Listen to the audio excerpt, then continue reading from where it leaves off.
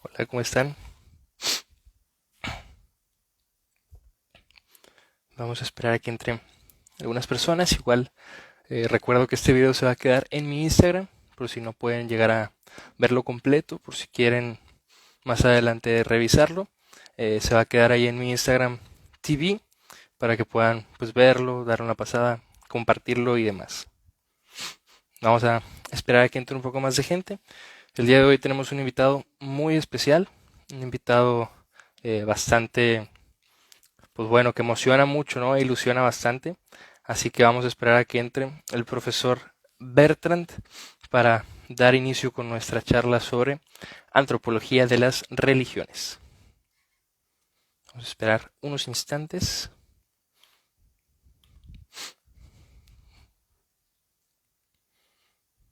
Un saludo a todos los que van entrando.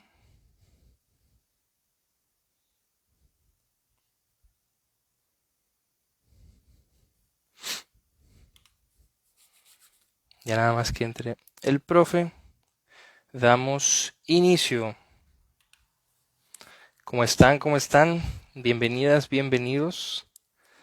Estamos ya pues casi cerrando el año, ya se nos vino el 2020 para abajo. Vamos a nada más esperar un poquitito más. Ya estoy en contacto con el profe.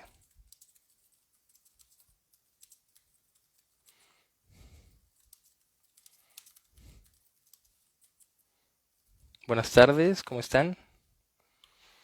Bienvenidos, nuevo año, nuevo yo, dicen muchos. Claro que sí, claro que sí. Un saludo a todos los que van entrando. ¿Cómo están? Ya listos para fin de año, para el cierre, para, pues bueno, para iniciar nuevamente una nueva oportunidad.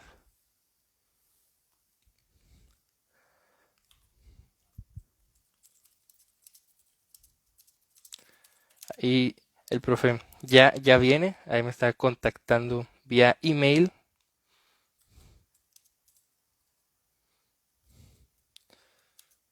A ver, hola, hola, ¿cómo están? Ahí mismo le mando la invitación. Listo, a ver, ya está aquí el profe. Vamos a mandarle la solicitud. Pues a iniciar. Un saludo a todos los que están aquí, a todas, todos. Hola, profesor, ¿cómo está? Bien, bien, buenas tardes. Ahí ¿Sí me vamos, escucha bien? tranquilos. ¿Perrón? ¿Sí me escucha, me ve? Excelentemente bien, no hay problema. Yo puedo usar hasta mis audífonos, pero quiero ahí poner el celular de manera que se pueda estabilizar un poco la imagen. Recargar. Sí, no, no se preocupe. Se escucha muy bien, se ve todo en orden, todo claro, profe. ¿Cómo está? Bien, larga jornada, pero satisfecho ya, Sí. arrancando ahí los preparativos para la Navidad. Sí, ya estamos platicando ahorita con los que van entrando que pues ya se acerca el fin de año, ya estamos como más para allá que para acá, ¿no? Ya deseando que se termine un año medio atrabancado, pero pues esperando lo mejor, ¿no? De lo que viene. Sí, esperamos ahí que ya todo eso termine. Como quiera, el próximo no va a arrancar tampoco súper bien, pero bueno, al menos no estará tan descarado como este. Sí, vamos a tener que seguir con muchas restricciones, pero pues ya nos estamos acostumbrando, ¿no? Esta parte adaptativa del ser humano que hace que se presenta cada vez más manifiesta, ¿no? Así es. Hasta me Aquí, voy a ir pues con para, una super mega arreola ahí de santo, yo creo. ahí está la aureola. Para los que no lo conocen, el profesor Bertrand Lovejoy, ahí profe me corrige en algunos aspectos técnicos, tengo Excelente entendido, francés. muy buen francés, ¿no? Bertrand Lovejoy. Él es licenciado y maestro en lenguas clásicas, también está estudiando un doctorado, ¿nos podría comentar en qué, profesor? El doctorado es el doctorado en arte en arqueología por la Universidad Paris 1, en la Sorbona, en Francia. En la Sorbona. Entonces, pues bueno, nada más para que se den una idea de la calidad del invitado que tenemos el día de hoy. Profesor, es un honor tenerlo aquí. Muchas gracias por aceptar la invitación y pues esperamos que esta charla pueda fluir de manera bastante amena y que todos los que están escuchándonos también puedan disfrutar mucho, ¿no? Ojalá, pues esperamos ahí que vengan numerosos para hablar y charlar juntos, ahí ver sus reacciones sobre las reflexiones que Jorge y yo les proponemos para este día. confiamos en eso. Entonces, pues recordarles que este diálogo no solo es de dos, así que si tienen dudas, inquietudes, pueden dejarla aquí en los comentarios, y si tienen preguntas muy concretas, las pueden hacer aquí en la sección de preguntas para que todas las podamos ver y pues ahí podamos bombardear al profesor con muchas preguntas, ya que pues tenemos aquí mucho sobre el tema, ¿no? Sí, adelante. Para dar inicio propiamente, pues bueno, el tema sobre el que nos vamos a centrar o lo que nos llama el día de hoy es algo que se ha vuelto bastante, no quiero decir polémico, pero controversial en la sociedad actual, dado que ha tenido pues mucha evolución desde esta época pues de la Ilustración, poco a poco se fue relegando, y estamos hablando de la religión. La religión es algo que hoy en día tiene muchos prejuicios y creo que estará de acuerdo conmigo, profe, en que cada vez más se habla de una manera relativamente despectiva sobre algo sin tener un conocimiento propio sobre esto. Y no me refiero solo a la religión, sino pasa mucho en general, ¿no? Ejercen muchas opiniones sin tener un verdadero conocimiento de causa sobre lo que se habla. Entonces, para poder entrar propiamente en antropología religiosa, cabe recalcar que lo que vamos a hacer aquí, o lo que no se va a hacer aquí más bien, son juicios de valor. ¿Qué quiere decir esto? Ni el profesor ni su servidor vamos a decir que tal religión es buena, tal religión es mala, ni mucho menos vamos a afirmar o negar la veracidad o falsedad de alguna creencia. Vamos a hacer un análisis meramente o lo más objetivo que podamos sobre este fenómeno. Profe, le comentaba el día de ayer que hace pues algunos días aquí en el canal hice una especie de censo, de encuesta, sobre qué pensábamos cuando escuchábamos la palabra religión. Y hubo respuestas muy variadas, algunas de ellas pues muy concretas, como esta doble etimología sobre el religare, ¿no? Volver a unir desde algún punto de vista, pues el hombre y Dios, o desde un punto de vista más social, volver a unir al hombre consigo mismo, ¿no? Con el otro, la otredad, la alteridad en unión con el yo. Algunos más decían que era un sistema de creencias, otros más prácticas devocionales, pero una gran cantidad de comentarios iban en torno a que la religión es ignorancia, es mentiras, mentiras para controlar la masa, mentiras para ejercer dominio, mentiras para atraer personas, en general, pues comentarios bastante, pues bueno, por una sola línea relativamente despectiva, ¿no? Entonces, para iniciar propiamente aquí, creo que estaremos de acuerdo en que lo fundamental sería definir o intentar definir qué es la religión y qué hace que la religión sea religión. Entonces, profe, ¿qué definición le parece a usted prudente que podamos utilizar como base para este diálogo?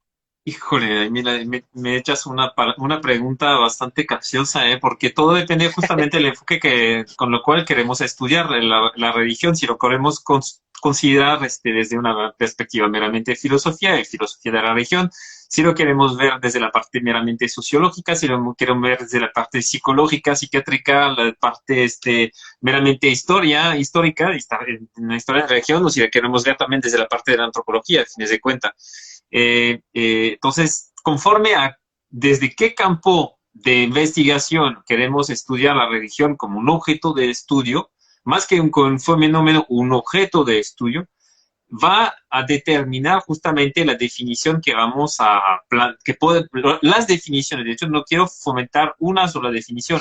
Como lo has comentado, es un tema bastante complejo y mucho más abierto ahí de lo que pareciera ser. En mi especialidad, que es la antropología de las religiones, es más bien de ver como la religión como un hecho humano, una creación, al fin de cuentas, una construcción meramente humana. Y de ahí, sin establecer juicio de valor, es estudiar justamente cómo se organiza la religión con base a qué tipo de discurso, qué tipo de aparato espacial, qué tipo de aparato ritual, etcétera, etcétera. Hay por lo menos diferentes campos que permiten, que pueden ser observados por el antropólogo, por el etnógrafo eventualmente también, que va a permitir un estudio quizás un poquito más objetivo, digamos, pero nunca va a estar totalmente despejado de ciertas categorías o de ciertos etnocentrismo. Por lo mismo que gran parte de la antropología de las religiones es una antropología basada en un juicio con categorías meramente occidentales. Y ahí está justamente un primer problema. El hecho de hablar de religión, sabiendo que tenemos una palabra en latín, una palabra latina, que tiene, a lo mejor no en todas las culturas del mundo pasadas y presentes, hay una traducción por la misma. Entonces, el hecho de estudiar este fenómeno humano desde categorías meramente occidentales, como que ya le va como dar cierto sesgo, pareciera en primera instancia. Por lo pronto, yo me conformo con la idea de que es una construcción que refleja, que puede organizar justamente la vida en sociedad, la vida en grupo, la vida obviamente individual, el lugar que puede ocupar el individuo dentro de un grupo, conforme justamente a un discurso o a una serie de discursos, conforme a unos espacios que requiere la religión y conforme también a todo un aparato ritual. Es decir, religiones, pues hay una gran variedad, podemos decir también quizás ir por términos que se parecen, que son espiritualidades, por no hablar ahí eventualmente de religiones que no tienen Dios o dioses, porque todavía en el mundo hay religiones tanto monoteístas como los que conocemos aquí en México, pero también hay muchas religiones que siguen siendo politeístas, hay también espiritualidades que son animistas, que todavía son diferentes del politeísmo y del monoteísmo, y hay religiones o espiritualidades que no tienen que no están encarnadas o que no están representadas por una figura divina. Entonces tenemos religiones o espiritualidades sin Dios. El mismo concepto de Dios en sí, pues no se ve reflejado, o posiblemente traducible en otros idiomas. Basta con ver en Japón, con lo que es el shintoísmo, hablamos del shintoísmo como un animismo, y el término de kami, que se utiliza en Japón como traducción de Dios, los japoneses lo usan en la actualidad tanto para hablar pues del shintoísmo como del budismo, para hablar un poquito ahí de como de las manifestaciones de Buda, como lo pueden también referirse al dios cristiano, que también está presente en Japón. O sea, hay un término muy genérico que utilizan en Japón, pero sin embargo no refleja exactamente lo que nosotros occidentales tenemos como idea de Dios. Y bueno, sin decir ahí de otras culturas en Polinesia, en fin, es muy complicado, en primera instancia, muy complicado de plantear una definición así, tanto de religión como, por ejemplo, el concepto de Dios.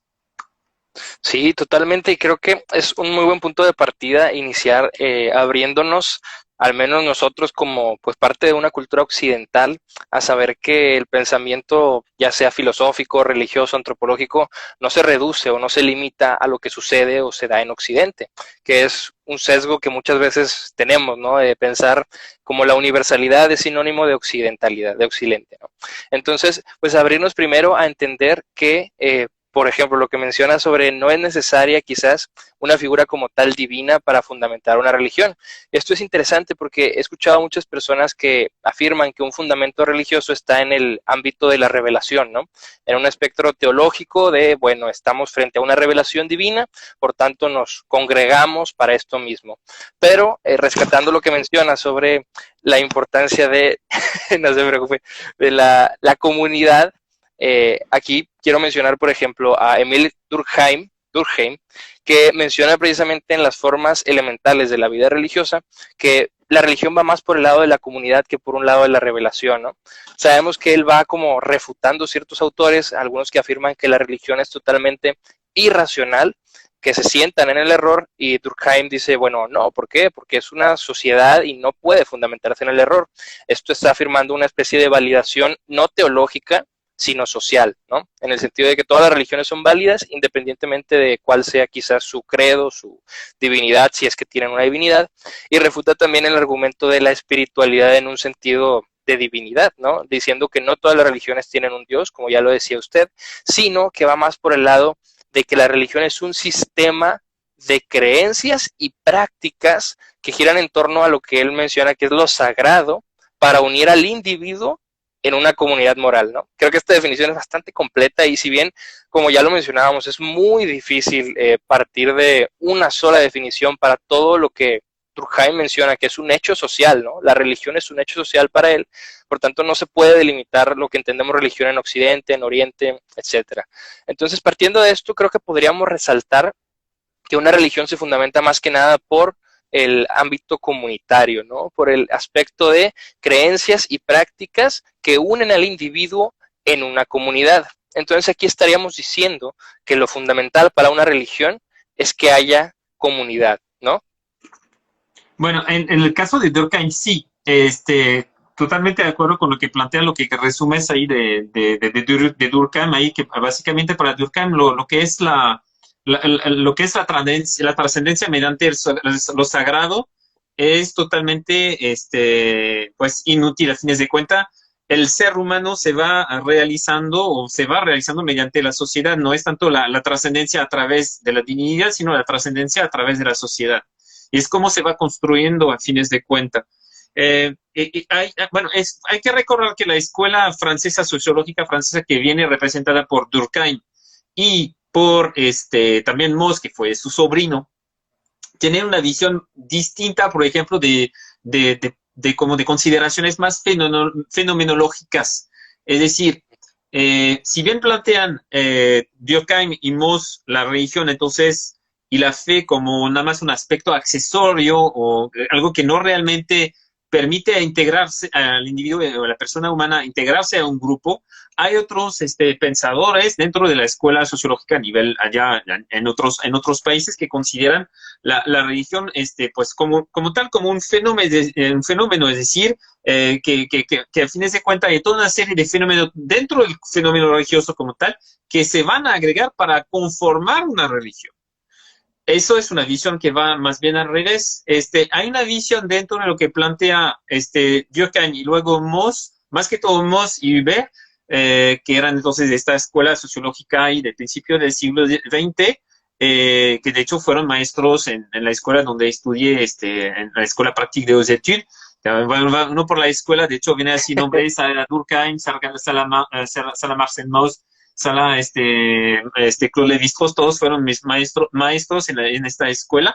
Pero el chiste ahí, para regresar a esta división ahí de la escuela sociológica francesa, es que Marcel Mauss plantea también que la religión o las religiones tienen también una dimensión simbólica muy, muy fuerte, es decir, que se va plasmando, proyectando diferentes esperanzas que tiene el ser humano a título personal, pero también que se van a compartir a nivel social. Entonces, la religión, más que todo, sería así una proyección de ciertos anhelos, y esta visión de proyecciones la tenemos también desde la perspectiva de la psicología, de la psiquiatría con Freud, cuando establece a fines de cuentas la religión como este elemento este componente humano que le brinda seguridad cuando estuvo enfrentándose a situaciones traumáticas en la infancia.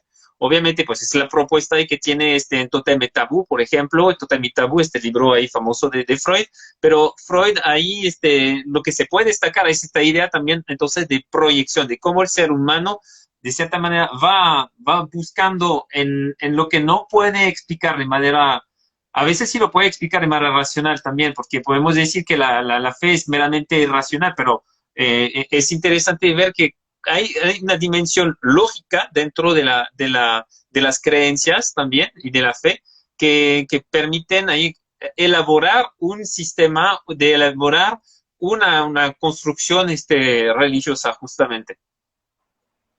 Sí, precisamente para, por ejemplo, sacar a relucir un poquito lo de la comunidad, es cierto, ¿no? Que este tipo de escuela o de pensamiento, no sé si llamarlo así o no sé si sea correcto, pero creo que podríamos tacharlo de reduccionista en un sentido fenomenológico, de decir, bueno, la religión no es más que un fenómeno social, ¿no? Un hecho social donde se juntan las personas.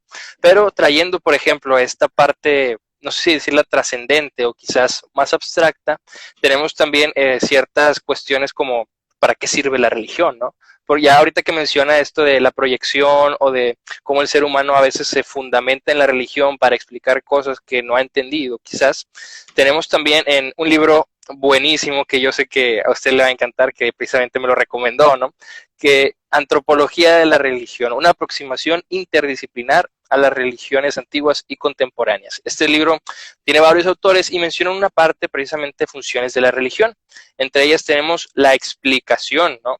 Que James George Fraser marca precisamente como la capacidad que tiene el ser humano de, en momentos, mediante la religión, explicar no solo fenómenos quizás divinos, como de ordinario lo pensamos, de decir, bueno, por fe estoy diciendo que creo en Dios, ¿no? Sino de explicar cuestiones existenciales, inclusive un ejemplo que da ahí es de la angustia, de la ansiedad, y lo mismo que decía Freud, ¿no? Es una especie de apoyo para las mismas situaciones complicadas. También tenemos el elemento estructurante que ya mencionábamos en Durkheim, con la solidaridad misma, ¿no? Esta cuestión de solidaridad mecánica y orgánica que divide, me agrada mucho por la solidaridad mecánica en el sentido de que compartimos, por así decirlo, creencias comunes, y en la solidaridad orgánica compartimos diferencias, compartimos la alteridad, y respetando esa alteridad pues estamos en una unión, ¿no? Muy, muy padre en un sentido sociológico.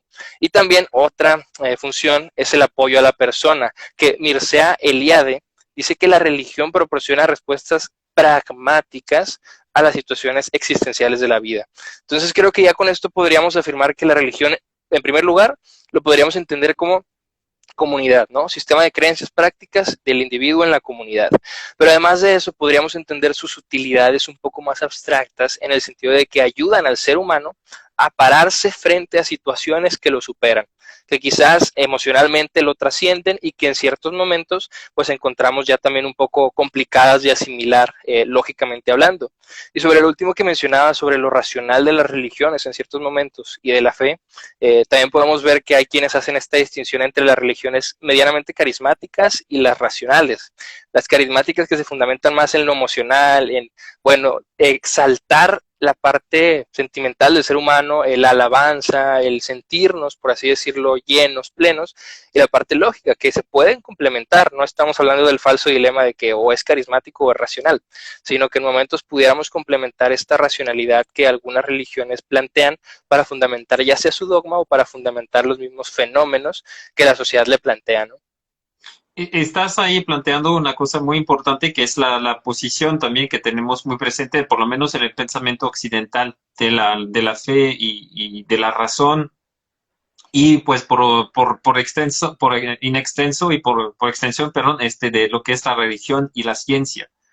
Y esto explica quizás también este desprecio que tenemos, que podemos ver más todavía más agudizado por la pandemia que estamos viviendo, que es básicamente la humanidad ahorita no tiene como que marcas o cosas que realmente van a dar la pauta de nuestra vida, que pueden hasta dar el sentido de vida. Después de la Segunda Guerra Mundial, sabemos que hay un rechazo rotundo, en particular en Europa Occidental, de las religiones monoteístas. Es decir, ahí sabemos que ya, sabemos que pues todas las corrientes existencialistas en Alemania, en Francia, hay un rechazo muy fuerte de las religiones, en particular, obviamente, el cristianismo, y eso se fue notando cada vez más a cambio de, pues, una cierta idealización, podemos decir, no sé, de poner ahí la ciencia como religión. Ahí hablamos del cientismo, ¿no? Y de poner a la ciencia como pues lo que va a dar sentido a la vida humana. Y en lo que estamos viviendo, pues vemos que la ciencia queda sin respuesta, las religiones están totalmente rebasadas, hay un desencanto total, no solamente a las religiones, sino también hacia la ciencia. Entonces, ¿qué nos queda? ¿Qué tanto ahí podemos hacer? ¿Qué hay que hacer para dar, a tener esas preguntas como quiera existenciales que tenemos, que la pregunta del sentido de la vida sigue presente por más que nos declaremos ateos, que seamos católicos, que creemos o no en la ciencia, que creemos en las vacunas o no, que creamos en teorías complotivas o no. Lo que está detrás de fondo es algo que nos dé seguridad a fines de cuentas, porque estamos totalmente desamparados. Y entonces de ahí surgen obviamente pues toda una serie también de nuevas espiritualidades, de nuevas religiones, quizás ya más ancladas en el individuo, donde cada quien de cierta manera va a construir su sistema religioso dentro de todo un mercado literalmente de espiritualidades. Antes, eventualmente, la religión estaba impuesta socialmente, y bueno, todos, gran mayoría de de tus seguidores van a saber que pues se van a recordar de, de las clases de catequismo, que yo la verdad no las tuve, pero, pero aquí todavía es muy presente eso. Y luego lo pasan rechazando a fines de cuenta, pero ¿qué tanto lo que se plantea en el catequismo católico corresponde a una lectura real de lo que son los textos, de los textos sagrados? Es decir, una interpretación como tal, no solamente de que, pues somos una comunidad católica que está, que comparte pues una serie de textos, de figuras muy importantes ahí que hay que honrar, que hay que respetar, que hay que recordar eventualmente también, pero más allá de eso, a qué nos lleva ahí la interpretación de los textos? Entonces, eso es algo que he podido por lo menos observar aquí, ahí como el antropólogo que se va haciendo su etnografía. Y, pues en otra parte, pues se va cuestionando, entonces, pues el mismo catolicismo, ya sabemos que viendo ahí las estadísticas del INEGI, ya no hay tanta gente que se dice católica en México como hace 10 años, por ejemplo. Sí, Ya sí. vemos a gente que lo pone claramente, soy ateo o soy cristiano. Vemos ahí la aparición en el mercado mexicano, pues de iglesias cristianas o también del Islam en ciertas partes del país, como en particular en Chiapas, desde ya unos cuantos años, por no decir décadas, grupitos así, que de cierta manera, pues procuren ahí dar, ofrecer a quienes lo están buscando, pues una opción, digamos, y luego depende de cada quien ahí como en el supermercado de decidir lo que quiere seguir, quien se cuenta. Entonces, la religión se está renovando, más bien se está diversificando, o podemos hablarlo así o verlo así, ver la religión como algo que se está diversificando, y eso a nivel global. Y eso también se manifiesta, esta diversificación se manifiesta a través de lo que llamamos propia o impropiamente las sectas, ¿sí? Es decir, pues, esas espiritualidades donde hay figuras, casi mesiánicas, a fines de cuenta, que pretenden ahí, pues, dar una respuesta inmediata y absoluta, para todos los problemas ahí que puede enfrentar el ser humano. Entonces, es algo interesante ver, de cierta manera, como el fenómeno religioso ya no es el caso de uno, dos, tres religiones monoteístas como lo vemos a nivel global, sino que realmente hay una diversificación de la espiritualidad. Y también habrá que ver en este sentido la diferencia que hay entre espiritualidad, religiosidad y religión. Eso también es de ahí de plantear. ¿Por qué hablamos de antropología de la religión o hablamos de antropología del hecho religioso o hablamos de antropología de los sistemas de pensamiento? Hay tampoco una uniformización, una uniformidad ahí bien clara, un término bien claro para hablar del estudio antropológico de este fenómeno que es básicamente la relación que tiene el ser humano con lo sagrado, ¿no? Sí, precisamente, y al menos yo también alcanzo a observar pues este influjo, ¿no? O esta influencia de la posmodernidad que decimos, bueno, la posmodernidad, ¿qué es lo que hace en un primer momento, ¿no? Tomar los metarrelatos, estos pues narrativas absolutas y tirarlas, ¿no? Entonces, ya desde ahí, como usted bien menciona, ¿no? Ya no estamos hablando de las tres religiones abrahámicas, por ejemplo, de las grandes religiones del mundo como predominantes, sino que ya estamos, al tirar los metarrelatos, estas religiones absolutas, pues estamos en lo que algunos llamarían un sincretismo religioso también, esta especie de mezcla de lo de uno y lo de otro, como que tomando lo que más me agrade, ¿no? En esta cuestión individual y pues mermando un poco el espectro comunitario, ya lo decía aquí trayendo a Byung-Chul Han nuevamente a tema con, pues precisamente en la agonía de Leros lo menciona mucho, esta erosión de la alteridad, estamos en un narcisismo en el sentido de buscar primeramente la satisfacción personal por una cultura de mercado, de consumismo, y en ese consumir, en esa satisfacción narcisista, estamos erosionando la alteridad del otro y en este sentido, erosionando la misma comunidad. Entonces ya desde ahí creo que podríamos tener una luz sobre el por qué hay cada vez más religiones individuales y menos comunitarias, ¿no? Porque dijéramos, bueno, estamos tirando los metarrelatos, se acabaron los metarrelatos, no hay verdades absolutas, pero mantenemos el aspecto comunitario. Y bueno, eso no está pasando una exaltación del individuo por una pérdida del grupo, ¿no? De lo común. Y en este sentido, aquí también ya empezaron las preguntas. Entonces, de repente, si tienen aquí alguna duda o pregunta concreta, la pueden ir haciendo. La primera en el chat pusieron, ¿qué diferencia hay entre una secta y una religión? Aquí no sé si tengamos más que nada una pregunta de ámbito etimológico, conceptual, o si haya una diferencia que usted encuentre bastante relevante, profe. Bueno, si vamos a ir directamente a la etimología latina, de hecho los mismos romanos antiguos hablaban de sectas, ¿eh? El término como tal ya existía en la época greco-romana. Basta con ver que el cristianismo como tal era considerado como una secta por los judíos. Entonces, a lo mejor tenemos el cristianismo como la secta más grande del mundo, ¿no? Pero bueno, secta en latín viene del sequitur, ahí del verbo que significa seguir, o sea, que hace referencia a los seguidores pues, de un líder, de cierta manera, de una figura ahí que dirige a un grupo espiritual, ¿no? Yo creo que la diferencia es más bien de orden quizás más cuantitativa. En cuanto al término de seguidores, justamente, Sí. aunque haya sectas, por ejemplo, en Japón o en Corea del Sur que tienen hasta millones de seguidores. La segunda parte ahí, que es justamente desde una perspectiva quizás más cualitativa, que es que la secta se caracteriza justamente por un control de los seguidores. Así que una figura realmente central, quien está dirigiendo de manera a veces coercitiva a los seguidores, ¿ok? Sin que ellos mismos se den cuenta de este control que tiene esta figura sobre ellos.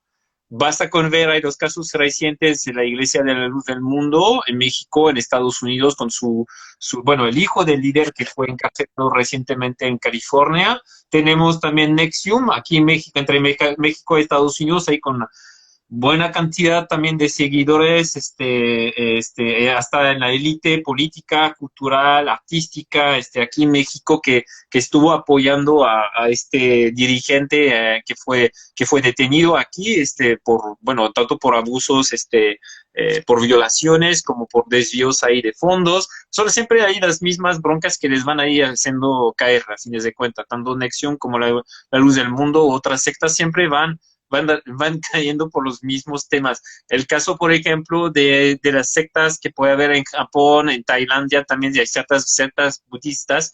El aspecto económico es bien interesante también porque siempre es donde van terminando cayendo, pero hay esta dimensión de poder ahí, de control, que eventualmente las religiones ya reconocidas como institucionalizadas, no hay como una coerción como tal. Entonces es donde quizás podría haber una gran diferencia entre las religiones y las sectas, por más que pudieran decir, ok, la religión cristiana también en su momento fue coercitiva, y se evangelizó a fuerza a las poblaciones. Estamos en un discurso como quiera, tanto de parte del judaísmo, tanto de parte de ciertas corrientes islámicas o musulmanas como cristianas. Y cuando hablo de cristianismo, yo en lo personal, y eso también es una diferencia ahí bastante interesante, cuando hablamos de cristianismo en Europa, hablamos de todo el cristianismo, no solamente los protestantes, hablamos del catolicismo, también del catolicismo ortodoxo, de los cristianos de Oriente. Entonces, todo eso para mí es la misma casita que es el cristianismo, ¿ok? Entonces, yo creo que el discurso, como quiera, ya no es una evangelización forzada, coercitiva, a fines de cuentas, es de cierta manera una decisión personal, tiene que ser antes de todo una decisión personal. Pero ahí cuando vemos con la secta, para mí hay ya una manipulación de los seguidores, una manipulación literalmente mental. Sí, sí, y de hecho, al menos con las primeras definiciones y distinciones que hacía, también se me vino a la mente una vez escuché que la definición aquí radica también ciertamente, ya en cuestión medio terminológica, ¿no? En convencionalismo, ¿no? De decir, bueno, el que se planta como religión, a todo aquel que llega como a competirle, lo va a nombrar como secta, ¿no? Independientemente de su sistema de jerarquización, de sus seguidores, como en esta cuestión nuevamente de lo normal y lo otro, ¿no? Pero también creo que aquí mencionó algo muy interesante, que es el hecho de la institucionalización en las religiones, que de hecho he notado que varios autores, antropólogos, resaltan eso, ¿no? Resaltan ciertos aspectos claves de la religión en los que casi todos consiguen, y es en los rituales, en la comunidad, en la institucionalización y una ética, una comunidad moral. Aquí lo que quisiera resaltar y también pues preguntarle su opinión precisamente es qué tanto juega o más bien cuál es el papel precisamente de la institucionalización en una religión, porque al menos como lo mencionábamos, cuando no hay una institucionalización se suele decir que el poder recae en tal o cual individuo o en tales individuos, por tanto se puede prestar a una especie de coerción en donde los individuos tengan este aspecto humano de decir, bueno, no quiero que se me vayan seguidores, cosas similares, y ejerzan esta especie de dominio muy previo a Foucault, ¿no? Esta cuestión disciplinaria. Y por otro lado, ya con la institucionalización de la religión, podríamos hablar de una sistematización de la creencia, hablando de que estamos, por así decirlo, más seguros de que el fundamento dogmático del credo pues está como seguro, ¿no? Y que los seguidores pueden ir y venir en libertad dentro de un sistema ya establecido, que pudiéramos decir permite más libertades, ¿no? Entonces, si vamos a hablar de una religión, la pregunta es, ¿no? ¿Es necesario que haya una institucionalización como tal o una secta en el sentido de que no tenga institución puede llegar a, por así decir, poseer el nombre, ¿no? Y aquí quiero rescatar un ejemplo muy reciente de Maradona, ¿no? Maradona recién fallecido que tengo entendido que él no lo hizo, sino que estamos hablando de una especie de liderazgo carismático beberiano, de alguien que, pues, bueno, la gente le da mucho carisma, ¿no? Lo exalta por sobre los demás y crean la religión del maradonismo, ¿no? En esta cuestión sabemos que no hay una especie de deidad, no hay una institucionalización, es una religión, es una secta, es ¿qué es? Buena pregunta, hasta uno se pregunta, porque la verdad, bueno, si Maradona era un buen jugador de fútbol, tampoco para mí era el mejor del mundo. Entonces, luego que va a seguir ahí con Lionel Messi, va a ver el mesianismo, literalmente. Literalmente el Mesías. El Messi como el Mesías, del Barcelona por lo menos, porque de la selección argentina no para nada. El punto es que este tipo de, como de espiritualidades bueno, de ahí tomas el ejemplo del maradonismo, pero estaba ya en vigor antes de que falleciera, ¿eh? Sí, Ya había un culto a Maradona como tal, y cuando hablamos de un culto, pues yo me refiero, pues, si vemos ahí la religión, como desde tres ejes, que los tres ejes que comentaste, bueno, uno es la historización, es decir, la organización, que haya un espacio, que haya órdenes, jerarquía dentro de ahí de esta organización. Luego hay todo el sistema de representaciones, y cuando hablamos de representaciones, pues hacemos referencias a eventualmente una mitología, a dogmas, a creencias, y el tercer eje que sería más bien las prácticas, es decir, ahí pues toda la parte, a fines de cuentas, pues tanto de actos, de rituales, como de los textos. Entonces, ¿qué tanto, si vemos esos criterios, hay textos que se refieren así a la vida de Maradona que alaban ahí toda su sí, vida y qué milagro ha hecho eventualmente? A lo mejor este criterio ahí lo podemos ahí como que marcar, tacharlo como que no cumple con eso. Hay una comprendo. organización del culto a Maradona, hay una jerarquía dentro de esto, pues aparente, que yo sepa, no. Que Sí, yo es sepa como que tampoco. sí, y tenemos este problema que estamos mencionando, ahí estos elementos ahí que podíamos tachar, esos criterios eventualmente, que a fines de cuentas, por más objetivos que parecieran, pueden ser también muy subjetivos. Pero si vemos ahí otros cultos así a ciertas figuras, como el caso de Selene, la cantante Selene también está considerada para ciertas personas como casi una santa, ¿no? O pues el niño Fidencio aquí en el noreste de México, que tiene una resonancia increíble, Muy, no solamente en el noreste de México, sino en todo México, en Centroamérica, en América Latina, en Estados Unidos también. Hay gente que no duda en venir acá hasta el Tiznazo del Diablo, ahí en la frontera entre Coahuila y Nuevo León, para pues asistir pues que venía primero a curarse con el niño Fidencio y ahorita pues a venir a todo lo que es la práctica ritual. Y ahí sí, por ejemplo, el caso de Niño Financio, hay una estructura, hay una iglesia como tal, hay una asamblea, hay documentos, hay toda una serie ahí de hechos, de actos, hay una mitología que se ha conformado con el personaje de Niño Fidencio, hay pues una jerarquía porque hay cleros que están responsables de animar los diferentes actos, de hacer la lectura de los textos, en fin. Ahí ya como tal, quizás lo que es el fideicismo se puede aparentar más a una religión en el sentido de lo que nosotros estamos acostumbrados, ¿no? En el caso del maradonismo no lo veo tanto como tal por lo pronto, quién sabe cuándo, pero vamos, hay otras religiones quizás más exóticas todavía, Jorge. Pensamos, por ejemplo, en el jaidismo.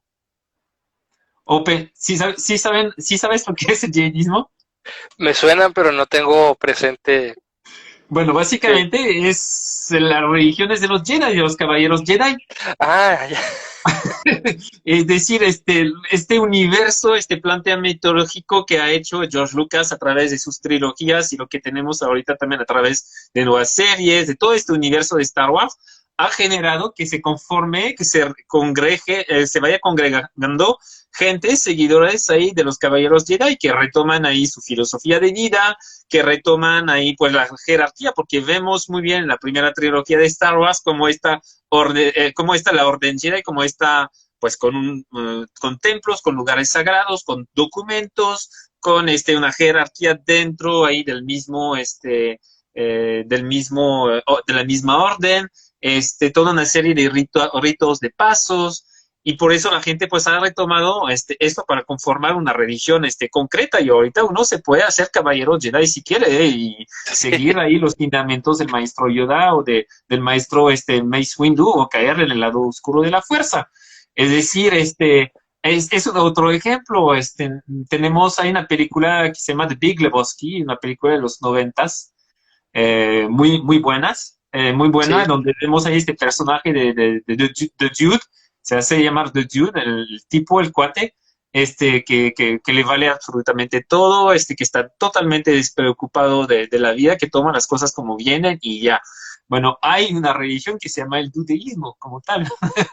Igual, uno se puede hacer sacerdote, hay un diploma muy serio que se puede cursar para convertirse pues en un clero del dudeísmo, o también el pastafarismo, el mismo pastafarismo que quizás han escuchado, que fue al principio una burla de unos cuantos ateos australianos hacia la iglesia católica, pues se ha convertido como tal una religión estructurada, ajá. organizada, institucionalizada, y como tal, o sea, se puede reconocer una religión como tal, por más que reciente que sea, ¿no?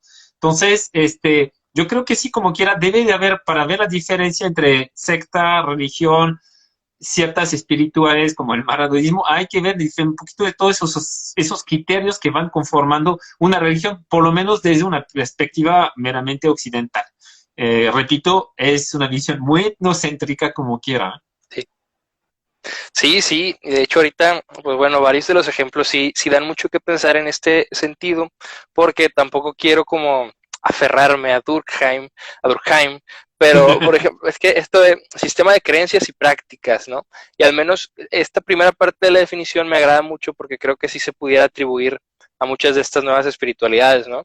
Un sistema de creencias como una cosmovisión que se fundamenta en algo práctico, ¿no? Pragmático.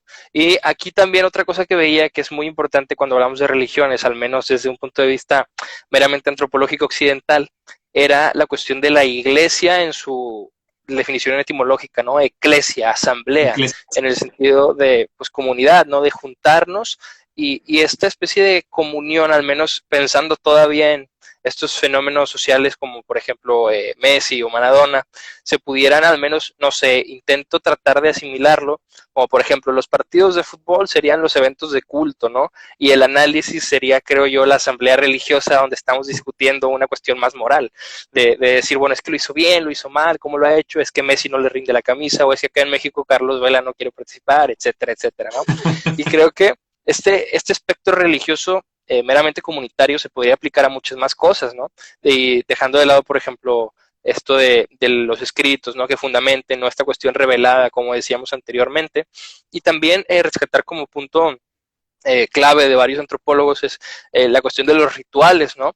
Que son los que, por así decirlo, reafirman la comunidad periódicamente hablando. Nuevamente, pues puede ser el partido de fútbol, puede ser el evento de culto de tal o cual denominación cristiana o católica, y pues bueno, tendríamos como mucho para analizar en esta cuestión de las religiones. Y otro punto aquí que marcan, no he leído la pregunta completamente, pero aquí la tenemos, profe. Mire, dice, ¿por qué al Estado le conviene proclamarse como seguidor de una religión aunque no represente a todos? Yo, al menos antes de cederle la palabra, profe, quisiera poner que creo que al Estado no le conviene necesariamente proclamarse de una religión, sino le conviene más que nada, al menos en este espectro más contemporáneo, ¿no? Ponerse como abierto a todas las opiniones para tratar de abarcar a todos en este sentido. Pero no sé si quiera aquí pues hacer una aclaración en torno a esta pregunta. Bueno, en este caso ahí también convendría hablar de en qué momento de la historia humana, porque, bueno, en la actualidad sabemos que Sí, hay todavía varios países alrededor del mundo que tienen una religión de Estado.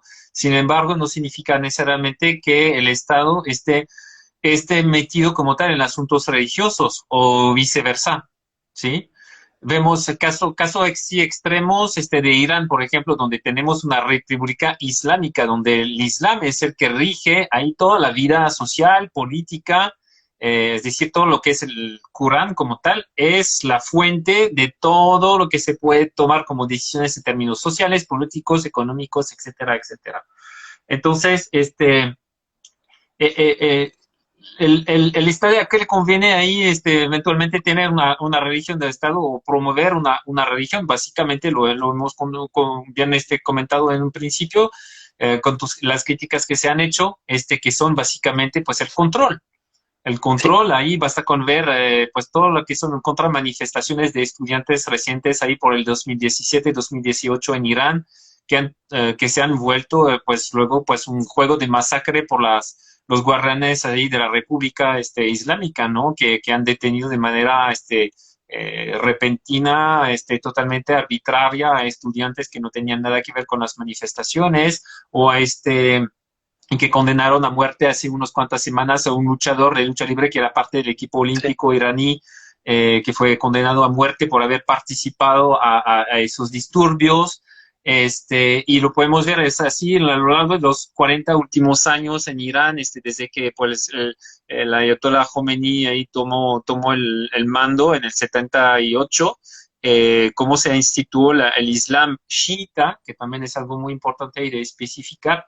El Islam chiita se ha institucionalizado básicamente como el Estado.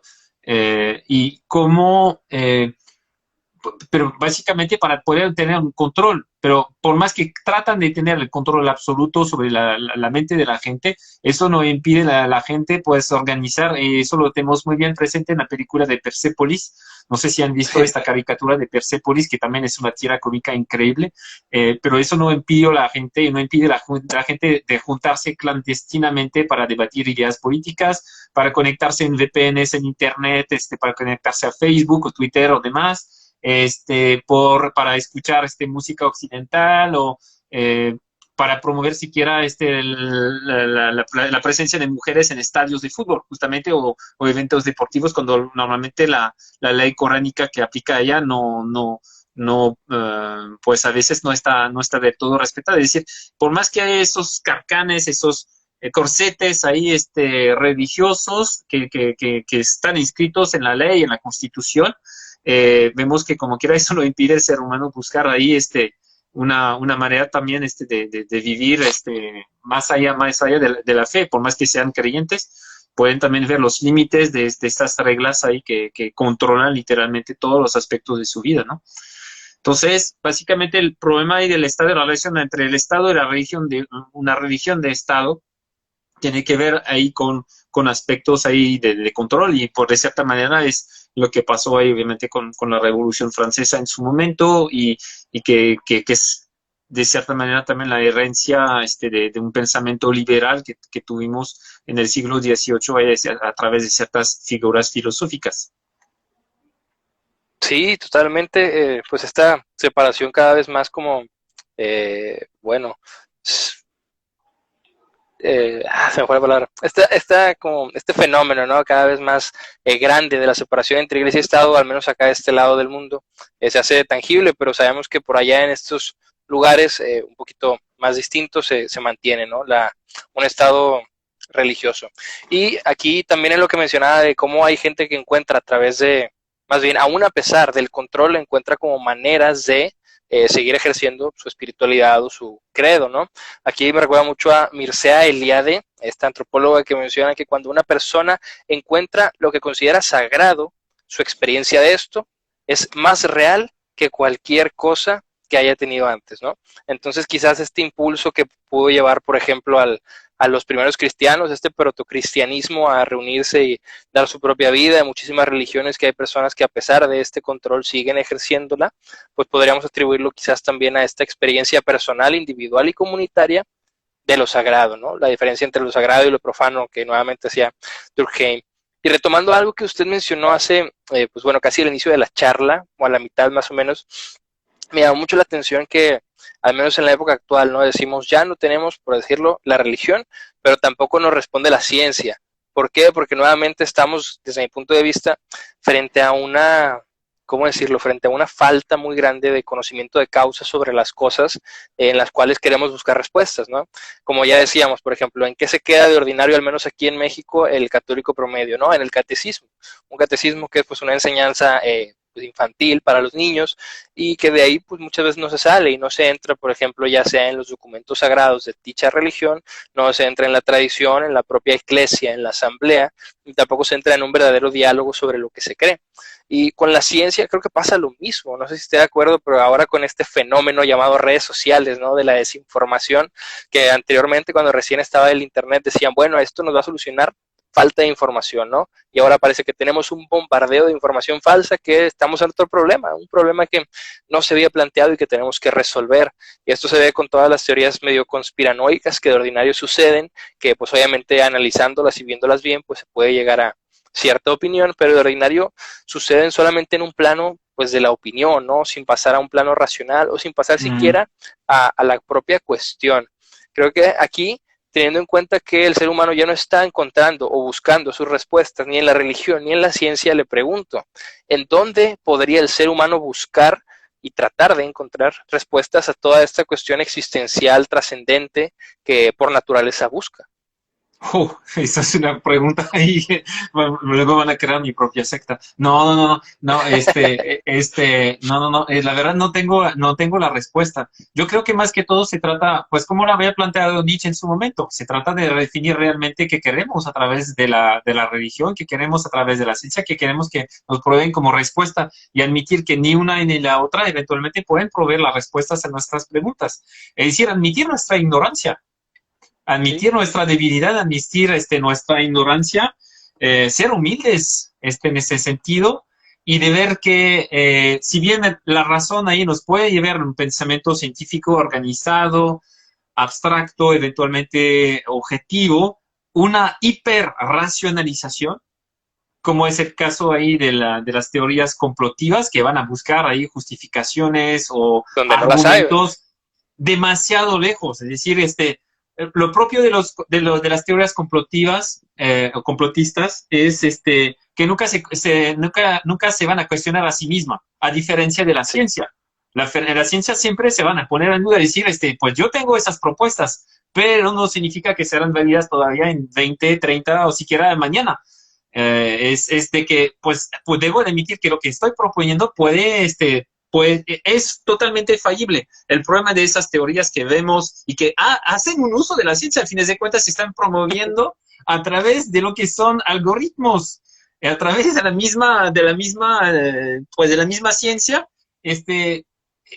por eso es totalmente paradójico para mí, pero hacen un uso demasiado elevado de la razón a tal punto que no duden de sí misma.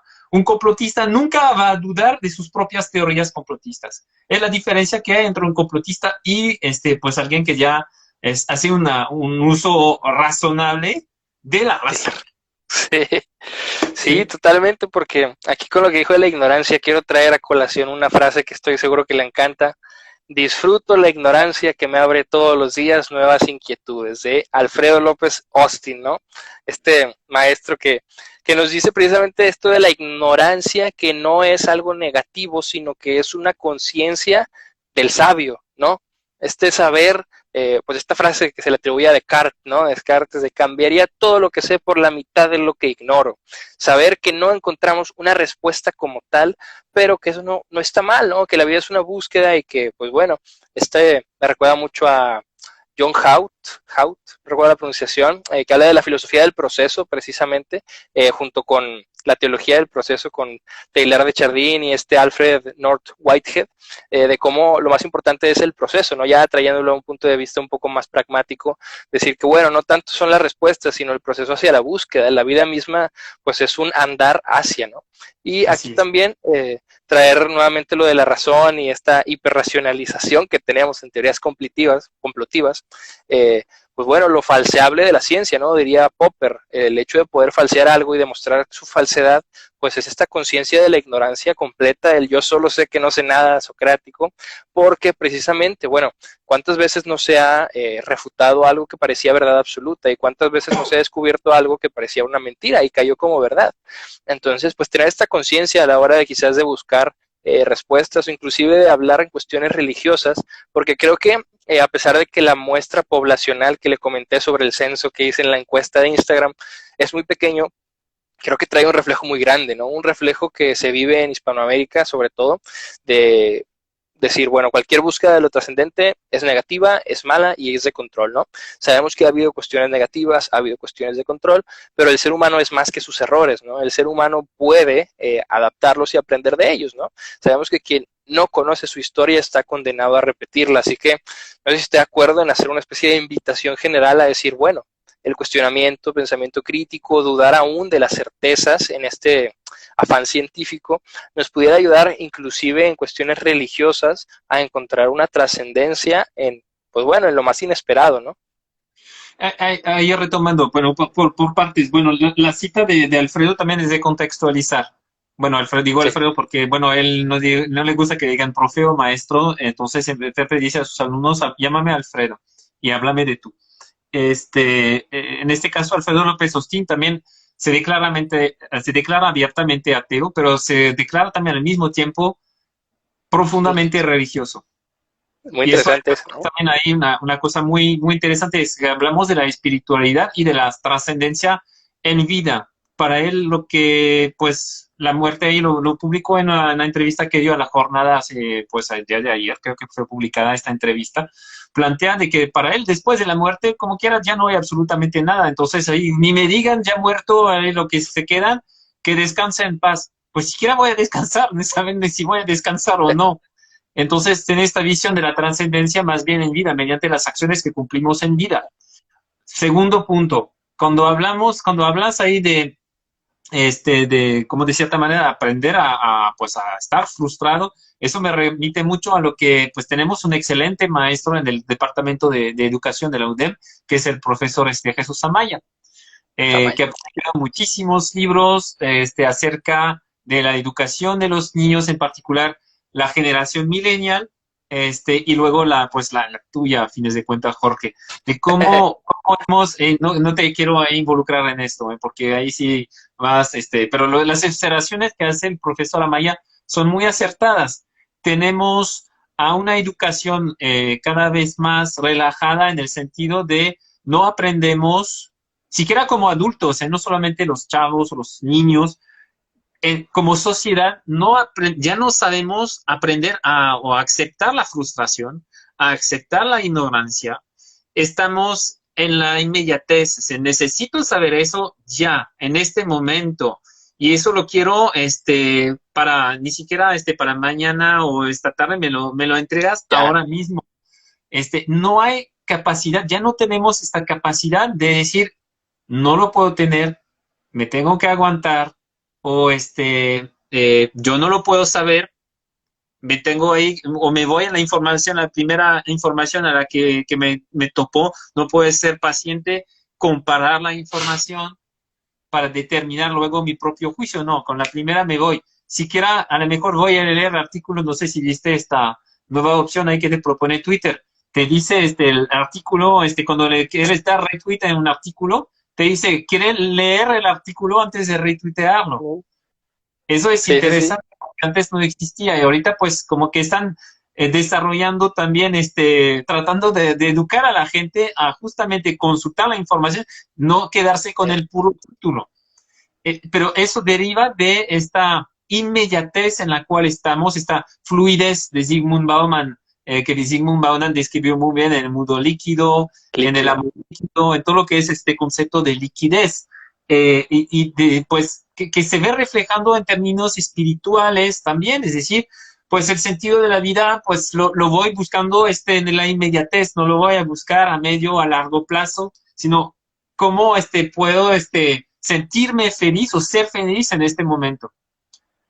Pensando que la felicidad, que de cierta manera es lo que garantizan las religiones monoteístas tradicionales, que es pues la felicidad es después de la muerte, como una finalidad, sino más Sí. bien no entender que la felicidad tendría que ser más bien un proceso en nuestras acciones.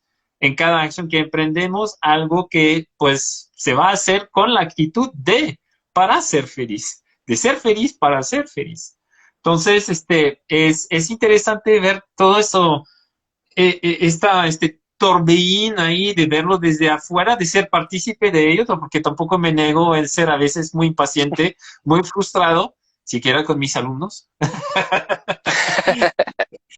pero tener esta habilidad, desarrollar esta habilidad pues, de ponerle el botón pausa y de realmente entender que no todo lo podemos tener, de desarrollar las herramientas para retroceder un poquito frente a lo que pasa en nuestras vidas.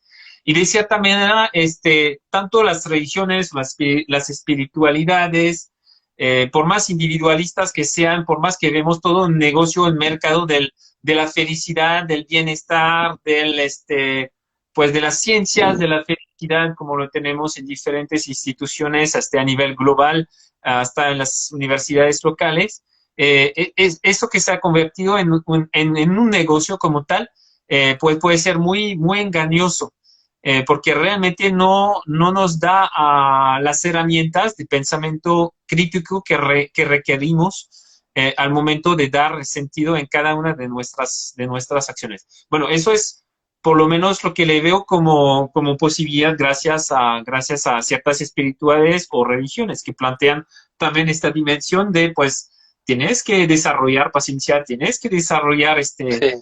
criterio, tolerancia, respeto al otro, de integrar el otro a tus propias acciones siempre, independientemente de que seamos católicos, budistas, o musulmanes, porque a fines de cuentas esas religiones tienen estos valores ahí de por medio, estos valores absolutos también. Porque si nos referimos a valores axiológicos, que son básicamente las que motivan nuestras decisiones o nuestras acciones, como las que planteó en su momento Scheller, no hablamos ahí del mismo código de valores a fines de cuentas. Sí. Y de hecho, es algo bien interesante ver cómo los valores, la propuesta que hace Scheller en su momento, Scheller, pues, que se bautizó ya adulto, creo que no, a los 17 años se hizo católico, siendo de padre protestante y de madre judía, se hizo católico. Pero a mí me llamó mucho la atención como Scheller procuró ahí ver qué tanto había valores universales que no fuesen valores absolutos, sino más bien de ver cómo parejas de valores opuestos complementarios podían influir en nuestro proceso de desear y de decidir y de actuar.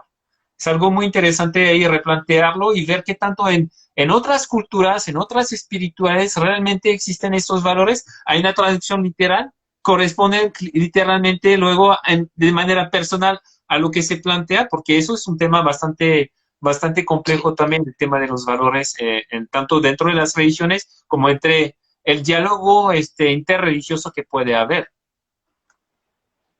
Sí, precisamente con lo último que mencionaba sobre la paciencia y cómo a ciertas religiones o sistemas de creencias invitan o exhortan a este ascetismo, ¿no? Por ejemplo, de el dominio de sí mismo, del control sobre los impulsos, como a manera de exaltar lo que se entiende como ejercicio de la libertad y de la voluntad.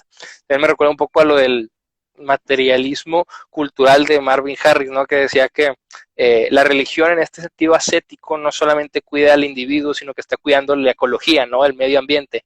En esta cuestión que a veces algunas religiones prohibían tal tipo de carnes, hablan de que, bueno, en esta cuestión de la contaminación o algunos más con el propio cuidado del entorno, ahora con estos nuevos documentos, ¿no? Que saca pues el sumo pontífice del catolicismo, ¿no? En torno a la casa común, el cuidado del entorno, la ecología, se puede hablar de este materialismo cultural un poco, ¿no? Y creo que también ahí podríamos resaltar que, pues sí, la religión tiene muchos aspectos positivos como este que mencionábamos, y se me viene a la mente un profesor que tuve una vez que hablaba de que mi generación propiamente era, él lo decía, y nos reíamos un poco de este ejemplo, ¿no? Decía, son la generación de las palomitas de maíz, ¿no? ¿Por qué? Porque metes las palomitas ahí en el microondas y uno se pone ansioso porque son 2, 3 minutos y ya quiero las palomitas y no puedo esperar 2 minutos a que salgan del microondas, y es una desesperación tal que se muestra precisamente en cada pues, aspecto de la vida, ¿no? No lo había puesto así como en la propia desinformación, ¿no? Quiero saber de un tema, investigo, lo primero que veo es el ahora, es la verdad. Y no, sabemos que pues hay que tener un poco más de paciencia, hay que desarrollar esta virtud. Bien se dice que la paciencia pues es una gran virtud, ¿no? Que cada vez está en decremento y que podríamos inclusive pues rescatar, ¿no? Entonces creo que al menos con esta charla lo que al menos yo podría concluir es que, bueno, entender a la religión desde un punto de vista objetivo nos puede ayudar a quitar ciertos sesgos o prejuicios que ordinariamente se tienen, ¿no? O fundamentados o en el pasado o en meros prejuicios, para poder ver el fenómeno o el hecho social tal cual como es. Y además, pues entender el lado trascendente y abstracto que tiene la misma, para pues también desarrollar algo que yo veo que también se está perdiendo en este afán de tirar todo lo absoluto y los valores inclusive, sería el de la empatía, ¿no? De decir, bueno, esta trascendencia, o más bien este sistema encuentra la trascendencia para tal o cual persona, pues bueno, vamos a ver cómo congeniamos y recordar que el fundamento de un diálogo es primeramente ponernos de acuerdo, un convencionalismo en cuanto quizás a ciertos términos para poder dialogar y encontrar este encuentro, salida con el otro, con la alteridad que cada vez se erosiona más en este afán del consumo narcisista individual y que va perdiendo pues también la noción de la comunidad. No sé si nos quiera dar una especie de cierre, conclusión, profe, para esta charla. Bueno, pues así yo les recomiendo ahí también buscar justamente fuera de lo que son las grandes religiones de monoteístas a las cuales estamos acostumbradas o de las cuales escuchamos, acercarnos un poquito con las visiones ahí de los pueblos nativos ahí a lo largo del continente, por lo menos, y luego quizás dar una vuelta a otras partes del mundo, pero estar consciente de que, si bien podemos, y eso es una pregunta que hago a mis estudiantes en antropología filosófica, si es posible ser religioso sin tener religión. Es una pregunta bastante capciosa, obviamente, porque pues la idea es generar debate con los estudiantes y pues luego dicen, pues sí, es posible, pero no ven todos los matices o no entienden Sí. la diferencia que puede haber entre religiosidad y religión. Y ahí regresamos pues a esta cita que hizo Alfredo de ser sumamente religioso, es decir, ser sumamente espiritual, a cargo siempre del otro, de sentir por el otro, de estar al pendiente del otro. Y en este sentido yo creo que es muy notable lo que me comentó y se lo comparto hoy como último ejemplo. Lo comentamos en una entrevista una mesa de trabajo que tuvimos y que se transmitió ahí por Facebook la semana pasada con un colega arqueólogo que trabaja con niños en municipios ahí cerca de zonas arqueológicas, y él estuvo recientemente en Chiapas para hacer un reportaje así, un mini noticiero con los niños, y pues él tuvo que pasar primero por el Consejo del Pueblo, de Usos y Costumbres del Pueblo, para explicar su proyecto y que le permitieran filmar a los niños, porque obviamente pues una obligación legal, pero también hay una obligación de costumbre. ¿Por qué? Porque en la comunidad él se dio cuenta que protegían mucho a los niños. ¿Por qué? Porque valoran a los niños como el futuro de su propia comunidad. Entonces, de ver cómo tomaron una decisión colectiva. No es tanto de que el niño pidiera la autorización a sus papás, que sí la tiene que pedir, sino de ver qué tanto la comunidad tiene que pues decidir para el futuro de su juventud. Entonces, ellos también tienen esta vertiente social, pero hay elementos ahí, obviamente, religiosos muy presentes, de los cuales no pudimos hablar, que valdría la pena consultar ahí con los libros de Miguel León Portilla, que fue comandante del Colegio Nacional, y obviamente con Alfredo López Austin o ciertos etnógrafos como Jacques Galigné, que trabajó sobre los otomís, y demás etnógrafos ahí que han trabajado y que nos pueden dar una visión mucho más amplia de lo que son las culturas que tenemos en México, pero también de ver un sincretismo también muy interesante, y ahí el sincretismo es algo que no hemos, tú lo mencionaste, pero en términos antropológicos, nada más ahí darnos a entender que el sincretismo no es solamente pues la mezcla, sino también de ver procesos de aculturación, de enculturación, contrarios, a veces impuestos, y ver cómo esos sincretismos que tenemos en México, a fines de cuentas, son recreaciones, más que sincretismos, son recreaciones, y yo creo que es por ahí va también lo que una de las soluciones quizás al problema de las religiones actuales es de realmente recrearse, literalmente volverse a pensar, y que nuestras autoridades eclesiásticas en este sentido están más que nunca al pendiente de los fieles, de lo que es la vida, el pulso de la sociedad, de lo que necesita la sociedad de escuchar para dar sentido a sus acciones. Sí, tal cual, responder a los problemas actuales, ¿no? Ese creo que ha sido el objetivo de la religión con cada época y es por eso Sí, que se así es. mantienen, ¿no? Y por eso se Tratar tienen que de dar renovar. solución. Por eso se Sí, van renovando. precisamente. Sí, sí, sí, porque los problemas cambian, el ser humano cambia y en ese sentido las respuestas son distintas. Así que, pues bueno, muchas gracias, profe, por esta oportunidad. La verdad ha sido una charla muy amena. Creo que, al menos espero que todos los que hayan podido estar también hayan podido adquirir algo, llevarse alguna pregunta, alguna duda, recordando que en este afán de siempre conocer, pues reconocernos ignorantes para poder seguir aprendiendo, ¿no? Muchas gracias, profe. No sé si tenga algunas palabras para cerrar. No, pues gracias, agradecerte ahí por la invitación, porque realmente muy complacido ahí para hablar de otros temas que no hablamos tanto en clase, en el campus. Espero que pronto ahí se podrá abrir esas asignaturas justamente para debatirlas ahí con los chavos, por lo menos los chicos de humanidades, y si no, pues ahí con toda la comunidad habrá espacio, habrá que abrir espacios también en la universidad para debatir esos temas. Claro que sí, pues bueno, muchas gracias Felicidades, a por todos los que supuesto. estuvieron aquí viéndonos y el video se va a quedar aquí en mi Instagram por si luego lo quieren ver, compartir y demás. Si tienen también alguna pregunta que no alcanzaron a hacerle al profesor, me la pueden enviar y yo se la remito. Pues nada, recordar siempre, aquí profe le comparten en la cuenta, hago una especie de invitación siempre al final de los podcasts y es esta premisa aristotélica de que una vida que no se cuestiona, pues no es digna de vivirse, ¿no? Así que pues muchas gracias por estar aquí, muchas gracias, profe, por la invitación y pues nos estamos viendo. Felices fiestas a todos. Realmente, muchas gracias.